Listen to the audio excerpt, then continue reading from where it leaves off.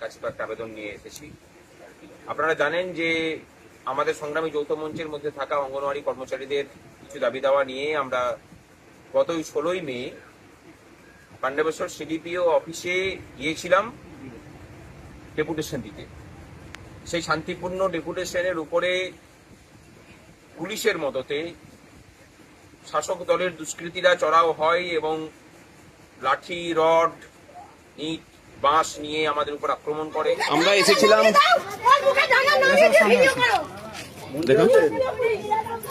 এসেছিলাম পান্ডবেশ্বরের অফিসে আজকে আমাদের ডেপুটেশন দিতে আইসিডিএস এর অফিস থেকে।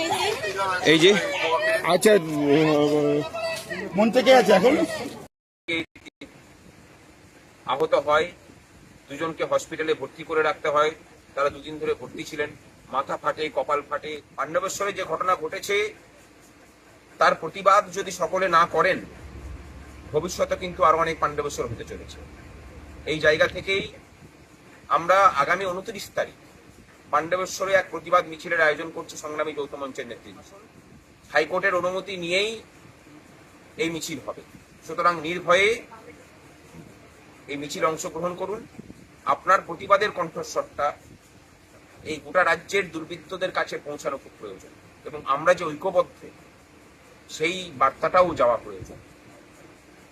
আসুন, দেখা হোক 29।